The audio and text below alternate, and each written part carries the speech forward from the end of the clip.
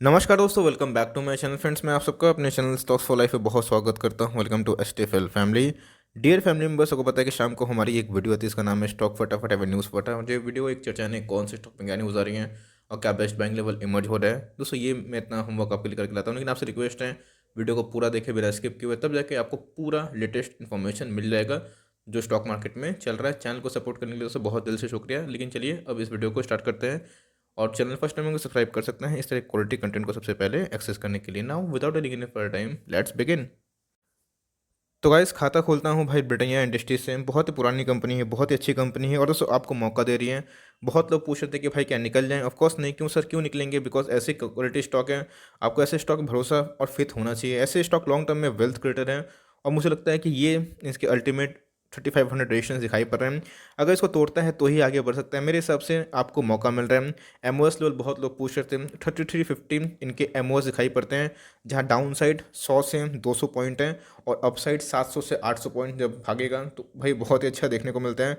और उस एमओएस से आपको शायद लगाव हो गया होगा, बिकॉज एमओएस के बिना काम किया नहीं जाता। काम करते भी है तो रिस्क होता है। तो एनीवेज आप देख सकते हैं कि अभी भी एक मौका मिल रहा है। आपको लॉस में नहीं बेचना चाहिए, चाहे तो इसमें स्विंग ट्रेड भी कर सकते हैं।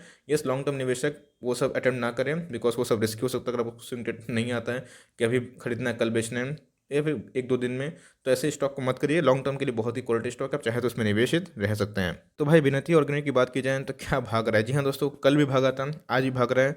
आज तो 7% अप है। तो बहुत लोग पूछ रहे कि सर कोई न्यूज़ है? जी हाँ, शेर खान की बात की जाए तो 1550 का टारगेट इन्होंने पोस्ट कर दिया है, जो अपने में ही बहुत बड़ी बात है। मेरे हिसाब से विनती ऑर्गेनिक बहुत ही अच्छी कंपनी है, लेकिन एज ऑफ नाउ दोस्तों आपको इसको अवॉइड करना चाहिए। जी हाँ दोस्तों, आपको इसको अवॉइड करना चाहिए। और इधर पे रैली कुछ ज़्यादा ही आ गई है।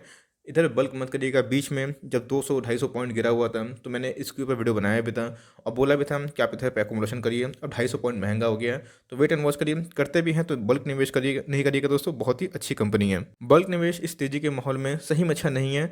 आपको स्ट्रिक्ट एसएल ले काम करना पड़ेगा। मेरे हिसाब से विनती ऑर्गेनिक दोस्तों बहुत ही अच्छी कंपनी है। और भी केमिकल सेक्टर की अच्छी कंपनी है, लेकिन विनती ऑर्गेनिक भी बहुत अच्छी कंपनी है। आपके पास है, होल्डर कंटिन्यू कर सकते हैं। तो गाइस, जो हमारी साइकोलॉजी थी वही ठीक होते हुए देखने को मिल रही है। और फिर से 600 का इंपॉर्टेंट रेजिस्टेंस एयरटेल खाता हुआ देखने को मिल रहा है। बहुत ही अच्छी कंपनी थी, लेकिन 600 के ऊपर सर्वाइव नहीं कर पा रहा है। गैप अप ओपनिंग हो तो रही है, लेकिन देखना बनता है। चूँकि दोस्तों मेरा तो बहुत प्रॉफिट हुआ था, लेकिन 595 पे मैं निकल गया था। तो मैं वेट कर रहा हूँ या तो भाई ये 565 के नीचे आए या फिर उस लेवल पे आए, या फिर 600 को पार करें तो मैं फ्रेश एंट्री लगाऊं। या दोस्तों ये थोड़ा सा वोलेटाइल स्टॉक है, तो एंट्री एक्सिट करने से पहले अपनी प्लानिंग खुद करें। मैं दोस्तों अगर कोई कॉल बेच नहीं रहा हूँ, लेकिन उसमें मैं बताता हूँ कि इन सब से लोग ट्रेडर लोग पैसा कमाते हैं और मार्केट में यही चलता है। मैं आपको सिखाने की कोशिश कर रहा हूँ, ये अटैम्प्ट वही है। तो भारतीय एयरटेल नो डाउट बहुत ही क्वालिटी स्टॉक है। मुझे लगता है कि इस साल दोस्तों इस 700 के भी ऊपर जाने की क्षमता रखता है। इसमें रैली ड्यू है, बिकॉज इनके नंबर्स पहले से काफ़ी सुधरते हुए दिखाई पड़ रहे हैं। तो भाई बीच में भेल बहुत ज़्यादा आतंक मचा रहा था, लेकिन उसके बाद आप देख सकते हैं कितना गिर चुका है। मेरे हिसाब से दोस्तों ये सब लाइक स्टॉक में ग्रोथ नहीं है, एकदम डाउन ट्रेंड वाला स्टॉक है। अगर आप इसका ऑल टाइम चार्ट देखें तो पूरा ऐसे गिरा हुआ स्टॉक है। तो ऐसे स्टॉक को अवॉइड करिएगा। हर एक बाउंस दोस्तों इससे एग्जिट का मौका हो सकता है। आपके पास है, लॉस में मत निकलिएगा, आपको समय देना पड़ सकता है, लेकिन हर एक बाउंस में पीएसयू में पैसा जाता है, तो भाई उधर पे आपको निकलने का मौका ढूंढना चाहिए। क्लियर कट दोस्तों मैंने शब्दों में बताया था कि पीवीआर में और आईआरसीटीसी में अगर किसी को चुनना हुआ तो आपके पास आईआरसीटीसी का मौका है। खुलेआम दोस्तों मैंने बताया भी था। और देख सकते हैं कि लॉजिक दोस्तों काम करता है। देखिए, इस प्राइस कभी डाउन होगा कभी अप होगा। मुझे अच्छे से याद है कि जब ये भाग रहा था तब आईआरसीटीसी एकदम चुपचाप बैठा हुआ था 1350 के लेवल पे, लेकिन अब दोस्तों आईआरसीटीसी ने ब्रेकआउट दिया 1600 के ऊपर। और सबसे इंपॉर्टेंट चीज़ सस्टेन कर रहा है, इस बात का ध्यान रखिएगा। और ये क्यों कर रहा है? तो भाई सबको लगता है कि बिजनेस सही होगा। और देख सकते हैं कि इधर पे एक रेंज बाउंड देखने को मिल रहा है। स्टॉक बुरा नहीं है दोस्तों, लेकिन यस इनके बिजनेस नहीं चलेंगे तो फिर अपकमिंग वही ऑप्टिमिज्म में जीना पड़ेगा कि भाई अपकमिंग क्वार्टर्स में कब रिजल्ट अच्छे आते हैं तब सही होगा नहीं होगा। इसलिए दोस्तों मैंने बोला था कि मैं इसको अवॉइड करूंगा और पैसा मैं कहाँ शिफ्ट करूंगा, आईआरसीटीसी में। और आप देख सकते हैं कि यही सब कॉमन लॉजिक के संग आप पैसा कमा सकते हैं। भाई कोई बड़ी नॉलेज की ज़रूरत नहीं है। एनीवेज आपके पास है, होल्डर एंड कंटिन्यू।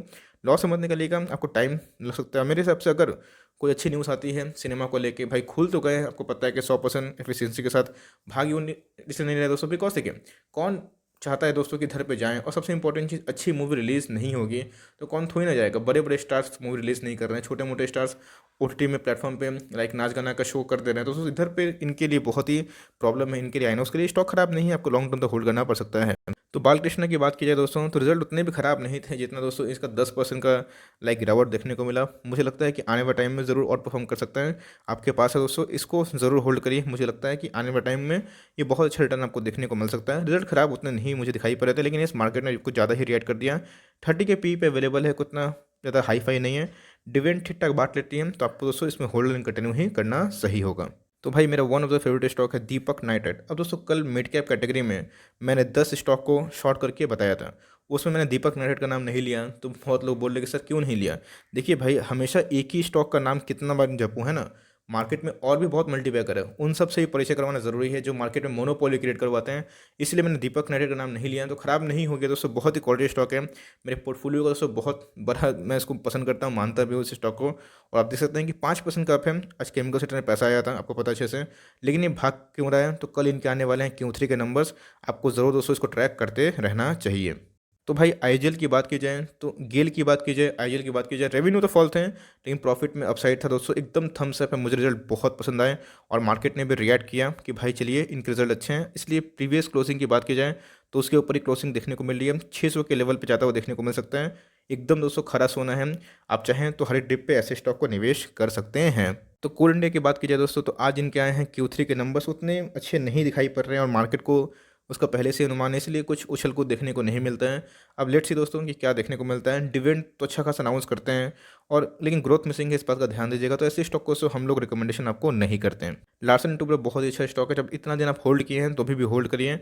मुझे लगता है फ्रेंड्स कि ये एक ज़रूर रैली में पार्टिसिपेट करेगा और भारत में अगर जीडीपी बढ़ता है, इसका अनुमान उम्मीद से बेटर आता है, तो मेरे हिसाब से लार्सन एंड टुब्रो और भी बेटर कर सकता है। दोस्तों बहुत ही क्वालिटी स्टॉक है, लेकिन इधर पे निवेश कर सकते हैं, लेकिन बल्क मत करिएगा, छोटे छोटे अमाउंट पे निवेश करिएगा। इस सेक्टर की बात की जाए तो भाई थोड़ा सा उछल कूद होते रहता है, एकदम स्विफ्ट चार्ट नहीं है, गिरता है भागता है और पूरा दोस्तों जीडीपी पे डिपेंड करता है। भारत का जीडीपी सही होगा तो ये भागता है, खराब होगा तो गिरता है। बिकॉज रिलेटिव कंस्ट्रक्शन सेक्टर दोस्तों जीडीपी बहुत प्रभावित होते हैं, इसीलिए ऐसे स्टॉक को अगर आप एमओएस के बिना खरीदते हैं मार्जिन ऑफ सेफ्टी तो फंस सकते हैं। एमओएस दोस्तों 1400 के नीचे है और बेस्ट एमओएस 1350 के लगभग है। कभी मार्केट लाल होता है तो ऐसे स्टॉक 50 रुपये गिरावट जरूर दे सकते हैं, उधर पर आप चाहे तो उठा सकते हैं। तो भाई मिंडा इंडस्ट्रीज लिमिटेड बहुत ही अच्छी कंपनी है दोस्तों, तो आज देखते देखते 600 के ऊपर जा चुका है। अच्छी रौनक देखने को मिलती है, लेकिन अच्छी बात तो दोस्तों ये है कि इनके प्राइस टू अर्निंग काफ़ी महंगे हैं दोस्तों। ये अच्छी बात क्या बुरी बात है, लेकिन एनीवेज कंपनी अच्छी है, आप चाहें तो इसको लॉन्ग टर्म तक होल्ड कर सकते हैं। लेकिन फ्रेश एंट्री के लिए कम से कम 8% का 7% का डिप करिएगा और अपना जीटीटी लगा के रखिएगा। दोस्तों मेरे आज 2 जीटीटी हिट हो चुके हैं जो मैंने बहुत पहले लगाए थे। दोस्तों ये रहता है ऑपरेटर का कांड। जी हाँ, डिविडेंड तो ये देते नहीं है, मीन्स बहुत कम डिविडेंड देती है, नाम भर का, बिकॉज ग्रोथ वाली कंपनी है। आप देख सकते हैं कि आज 7% गिरावट है। 7,000 का सीधा दोस्तों ये डुबकी लगाया, लेकिन आप साइज भी देखिएगा 90,000 का शेयर है। किसका नाम है? MRF limited. ये इतना महंगा क्यों है? तो भाई फेस वैल्यू तो कभी इसने स्प्लिट नहीं करी है, इसलिए भारत का सबसे महंगा स्टॉक है। लेकिन दोस्तों सरप्राइजिंगली बहुत ही अच्छा इन्होंने प्रेजेंट किया रिजल्ट। इनके EPS हो चुके हैं 2 गुना। जी हाँ दोस्तों, EPS हो चुके हैं 2 गुना और क्लियर कट एकदम शॉर्टर स्लो की देख सकते हैं कि बल्ले बल्ले हो गई है, शॉर्ट करके पैसा इंसान कमा लिया और जो लॉन्ग में थे वो पूरा फंस गए हैं। एनीवेज अभी की बात की जाए बहुत ही क्वालिटी स्टॉक है और कभी आपको 86,500 के नीचे मिल जाता है तो चाहे तो उसको ग्रैब कर सकते हैं। यस, बहुत महंगा स्टॉक है इसलिए लोग खरीद नहीं पाते हैं, लेकिन बहुत ही अच्छा स्टॉक है। तो भाई सब कोई पूछ रहे हैं कि सर HDFC AMC गिर कहाँ रहा है, मीन्स गिर क्यों रहा है। दोस्तों मैं पूछूंगा गिर कहाँ रहा है, गिर ही तो नहीं रहा है ना। लोगों को पास मौका मिलना चाहिए कि सब स्टॉक पर सवारी करें। दोस्तों result to very honest flats दिखाई पड़ रहे थे और डिविडेंड भी कुछ अनाउंसमेंट इन्होंने नहीं किया था, तो मेरे हिसाब से हर एक डिप इसमें बाई है। अभी देखेंगे 1-2 सालों में तो मुश्किल आएगी, 10 साल का हॉरिजन में आएंगे दोस्तों तो HDFC AMC मुझे लगता है ज़रूर वेल्थ क्रिएट करेगी, लेकिन आपको समय लगेगा क्योंकि दोस्तों कंपनी में बहुत दम है। और म्यूचुअल फंड इंडस्ट्री की बात की जाए तो SBI के बाद HDFC ही ग्रुप सबसे बढ़िया है, तो आपको उसको टाइम लग सकता है ऐसे क्वालिटी स्टॉक में राइड करने के लिए। तो गाइस अब बात की जाए टाटा पावर कंपनी लिमिटेड। जी हाँ दोस्तों, यस बात की जाए, आपको पता है कि इलेक्ट्रिक व्हीकल्स को लेकर चारों तरफ हल्ला है। बात की जाए भारत की, बात की जाए बाहर के देशों की, तो लोग भारतीय बाज़ार में और US बाज़ार में एक ही बात कर रहे हैं कि आने वाले टाइम में जितने भी लिथियम आयन बैटरीज होते हैं, पावर स्टेशन होते हैं, उसमें अच्छी खासी रैली देखने को मिल सकती है उन सब शेयर्स में, क्योंकि इधर पे डिमांड बढ़ेगा और इलेक्ट्रिक व्हीकल्स को मार्केट में दौड़ाना है। लेकिन दोस्तों ध्यान रखिएगा, इलेक्ट्रिक व्हीकल्स को मार्केट में दौड़ाना और इस कंडीशन में दौड़ाना चैलेंजिंग है। और यस मैं इसको डिनाई नहीं करता, मैं इसको एक्सेप्ट करता हूँ। टाटा पावर की बात की जाए तो मार्केट में इसको लेके बहुत ही ऑप्टिमिज्म है और मैं इसके ऊपर अपनी रिसर्च को कर रहा हूँ, चालू रखिए दोस्तों। जैसे ही कंक्लूजन पे आएगा, मेरी रिसर्च कंप्लीट होगी, तो मैं आपसे प्रश्न करूंगा कि इनके बिजनेस मॉडल कैसे हैं। मैं देख रहा था कि कौन कौन सी सर्विस देते हैं, कहाँ कहाँ है। इवन दोस्तों टाटा केमिकल को मैंने आज शॉर्ट करा है, इसमें बताऊंगा। तो इस कंपनी बुरी नहीं है, लेकिन अगर आपको इसको गेम प्ले करना है तो बहुत लॉन्ग टर्म में करना पड़ेगा।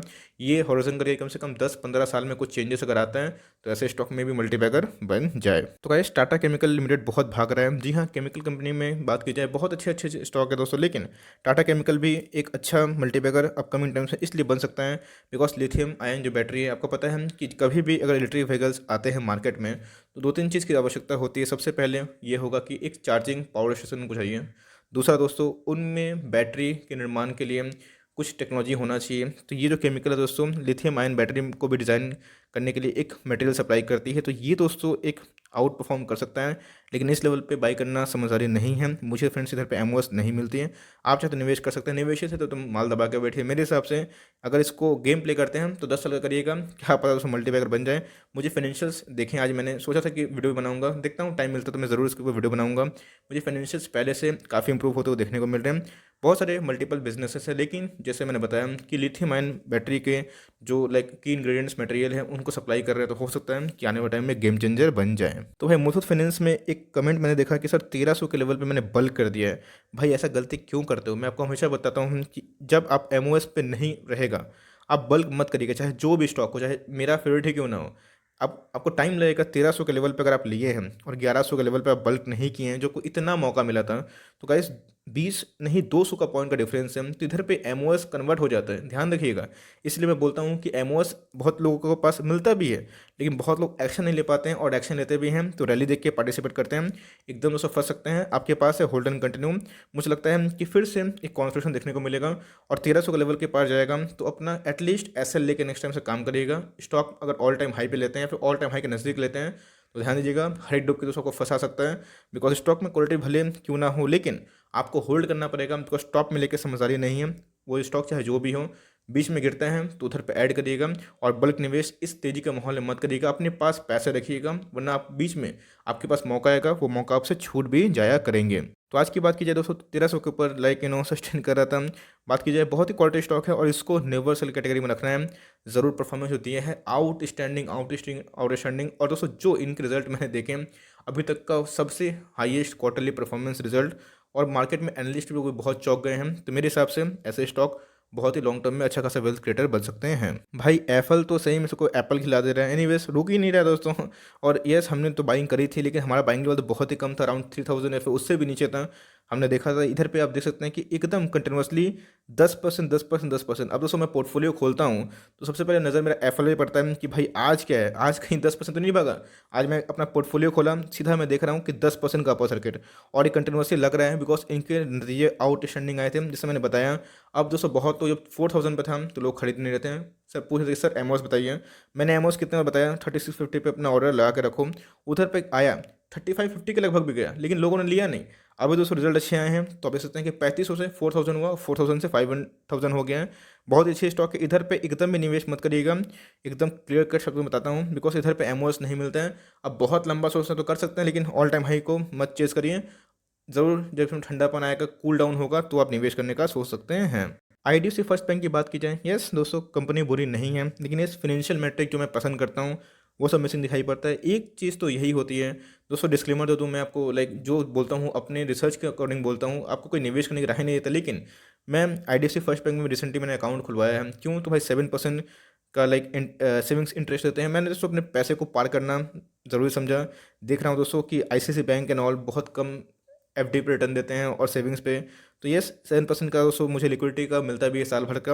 और जब भी मेरे पास मोमेंट आता है तो फटाक से दोस्तों मैं लाइक खरीदारी कर लेता हूँ। डीमेट में बोल रहा हूँ शिफ्ट करने के लिए। तो कोई रिकमेंडेशन नहीं है कि आप इधर पे अकाउंट खुलो, लेकिन इधर पे दोस्तों लाइक मैं इसलिए खोला है क्योंकि इनके ऑफर्स काफ़ी बेहतरीन दिखाई पड़ रहे हैं। कासा रेशियो इंप्रूव हो रहा है, करंट अकाउंट सेविंग्स अकाउंट जो इनके लिए बहुत ही अच्छी है। और मैं देख रहा हूँ कि धीरे धीरे दोस्तों ये थोड़ा सा पॉपुलर हो रहा है रिटेल कैटेगरी में। रिटेलर लोग जाके इसमें थोड़ा सा लाइक इंटरेस्ट ले रहे हैं, इसलिए थोड़ा सा इंप्रूवमेंट हो रहा है। मैंने सर्विस भी चेक करी, ठीक ठाक दिखाई पड़ा, तो इसमें बैंक इंप्रूव कर रहा है। और जो रिसेंटली टारगेट था लाइक अच्छे एक ब्रोकर का, मोतीलाल ओसवाल का 52 का, वो हिट हो चुका है। लेट्स सी दोस्तों इसकी जर्नी क्या होती है। तो भाई वोडाफोन आइडिया एकदम पस्त पस्त तो बोलना गलत होगा, सो मस्त दिखाई पड़ रहा है। 8% दिखाई पड़ रहा है अपने लाइक आज बॉटम से, और देख सकते हैं कि एकदम गैप अप ओपनिंग देखने को मिली है। लेकिन यस देखना बनता है कि इनके नतीजे आने वाले हैं 13 को, तो कैसा कहीं 13 ना बजा दें। तो मेरे को लगता है कि इनके नतीजे में ARPU बढ़ना चाहिए, लेकिन इधर पे देखना बनता है कि इनके कस्टमर बेस तो भाई ऑफ कोर्स डिक्लाइन हुए हैं, इनके रेवेन्यू कैसे पोस्ट होते हैं और ये AGR के ड्यूज़ को कैसे क्लियर करते हैं, और इधर पे दोस्तों एक्सपेंसेस को कैसे मेंटेन करते हैं। तो मेरी नज़र दोस्तों इनके रिजल्ट पे होगी। अभी भी इसको अवॉइड कर सकते हैं हम, और चाहे तो भारतीय टेल में निवेश कर सकते हैं। तो गेल इंडिया ने डिविडेंड के अनाउंस के बाद दोस्तों उसके बाद रिजल्ट भी ठीक ठाक पोस्ट किए थे, खराब नहीं पोस्ट किए थे, लेकिन यस IGL प्रथम प्राथमिकता है आपके पास है, होल्डिंग कंटिन्यू कर सकते हैं।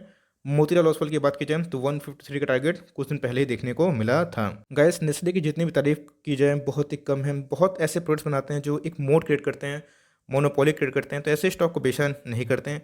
ऐसे स्टॉक को खरीदिएगा, हर डिप में खरीदिएगा। ये लेवल भी ख़राब नहीं है, तो कभी आपको 16,800 का लेवल मिलता है, एकदम डू बाई है। गाइस धीरे धीरे चाहें तो HUL में बाइंग स्टार्ट कर सकते हैं। बहुत तो पूछ रहे कि सर बिगनर हूँ मैं क्या करूँ, कौन से स्टॉक खरीदूँ इतनी तेज़ी के माहौल में। तो भाई HUL बहुत ही अच्छा स्टॉक है। रैली में पार्टिसिपेट नहीं किया है तो मार्केट में अनुमान भी है कि इसमें एक तेज़ी आ सकती है, और टारगेट भी दोस्तों 2400 के ऊपर दिखाई पड़ते हैं। इधर से भी फ्रेंड्स मुझे 8 to 10% का अपसाइड दिखाई पड़ता है। गिरता भी है तो 100 पॉइंट 50 पॉइंट गिरेगा, भागेगा दोस्तों तो 200 पॉइंट के ऊपर टारगेट है। तो यस 1:3 का रेशियो है रिस्क टू रिवॉर्ड, आप चाहे तो निवेश कर सकते हैं। और इधर पे दोस्तों एकदम बाई है, आप चाहे तो निवेश कर सकते हैं। तो गाइस बहुत लोगों ने सोचा होगा कि भाई मेरा GTT आज कहाँ लग गया। जी हाँ दोस्तों, आज मेरा GTT बाटा इंडिया में लग गया है। यस 1500 का मेरा था GTT। दोस्तों मैंने बाटा इंडिया क्यों खरीदा? जी हाँ दोस्तों, एक लॉजिक की बात है, मैं आपको सिखाना चाहता हूँ। देखिए रिलैक्सो के नतीजे बहुत ही शानदार थे, और बाटा के शानदार उतने नहीं थे, गिरा भी था, मार्केट ने रिएक्ट भी किया। लेकिन यस दोस्तों 1500 के लेवल पे मुझे ख़राब नहीं दिखाई पड़ा, बिकॉज स्कूल बंद है, कॉलेज बंद है, ऑफिस बंद है, तो इनके सेल्स पे इम्पैक्ट पड़े हैं, इनके एक्सपेंसेस बढ़े हैं। इस बात का आपने देखा होगा अगर आपने एनालिसिस किया होगा तो। अभी की बात की जाए दोस्तों तो मुझे लगता है कि अपकमिंग आने वाले 3 महीनों में इनकी इंप्रूवमेंट और होंगे। तो दोस्तों ये एक देखना बनता है। इसी लॉजिक से मैंने आज थोड़ा माल उठा लिया, और कल अगर गिरता है तो इट्स ओके, वरना आज मैंने अच्छा खासा ही माल उठाया है। लेट्स सी कि क्या होता है। डिस्क्लेमर, कोई मैं बाइंग रिकमेंडेशन नहीं दे रहा हूँ, बिकॉज करता है तो मेरे पास एबिलिटी है दोस्तों, मेरे पास फंड भी है कि इसको मैं और एवरेज करके होल्ड करूँ। तो इधर पे रिलैक्सो तो टॉप पिक होना ही चाहिए, लेकिन यस बाटा भी खराब कंपनी नहीं है, और ऑल टाइम हाई से काफ़ी डिस्काउंट प्राइस में अवेलेबल है। अगर आप कंडीशन को मद्देनजर रखें, इनके कंपनी बुरी नहीं है, इनके अच्छे खासे इंश्योरेंस स्टेक भी दिखाई पड़ते हैं, डेट फ्री कंपनी है। तो और क्या चाहिए दोस्तों? तो मेरा दोस्तों आज GTT इसमें लग गया है, और मैं उसको आज ले लिया हूँ। तो उधर से ही देख सकते हैं 30 रुपये मुनाफा हो गया। चाहता था मैं बेच सकता था, लेकिन दोस्तों मुझे लगता है कम से कम इसमें और भी एक आग बाकी है, अभी समझ में नहीं आएगा, लेकिन यस 1 से 2 महीना में मुझे लगता है कि ज़रूर दोस्तों 1700 के लेवल को टच करने की क्षमता रखता है। तो रिलायंस की बात की है फ्रेंड्स, तो आपको पता है कि बीच में जो झगड़ा चल रहा है अमेजोन से, जिसकी वजह से अभी तो दोस्तों हाई कोर्ट ने बोल दिया कि अमेजोन फालतू फालतू लफड़ा कर रहा है। उसके बाद रिलायंस में एक तेजी आई। आई होप आपने पैसे बनाए होंगे मेरे वीडियोस के बाद। एनीवेज दोस्तों फिर से मैं देख रहा हूँ न्यूज़ अभी आया है कि अमेजोन फिर से चैलेंज करेगा सुप्रीम कोर्ट में, बिकॉज उनको लगता है कि अनएथिकल है। एकदम करने दीजिए फ्रेंड्स, पागल हो गया है, इट्स ओके, करे तो बट ठीक है, लेकिन मेरे हिसाब से हर एक डिप में उसमें बाई हो सकता है, और मैंने इसमें गेम प्लान बता दिया है, जाके मेरे प्रीवियस वीडियो को देख सकते हैं। तो भाई निपॉन इंडिया अपना स्ट्रेंथ को शो कर रहा है। जी हाँ दोस्तों, एकदम ब्रेकआउट देने के कगार पे हैं। 330 को ऊपर सस्टेन करता है 2 से 3 दिन दोस्तों, एकदम 350 और 360 के लेवल पे जाएगा। और 350 360 अगर पार करता है एकदम 400, एकदम दोस्तों माल दबा कर बैठिए, माल सेल नहीं करना है। ₹3 का भी इंटरिम डिविडेंड अनाउंस कर दिया है दोस्तों, चूँकि 20 से 22 तारीख तक आपके अकाउंट में क्रेडिट हो जाएंगे। एक शेयर तो जा चुका है, तो भाई हम लोग को मिल जाएगा। एनीवेज कंपनी बहुत ही अच्छी है, और डेट फ्री कंपनी है, आप चाहे तो निवेश तो बढ़िया है, चाहे तो निवेश कर सकते हैं। 318 315 तक दोस्तों ये बहुत बढ़ाता है।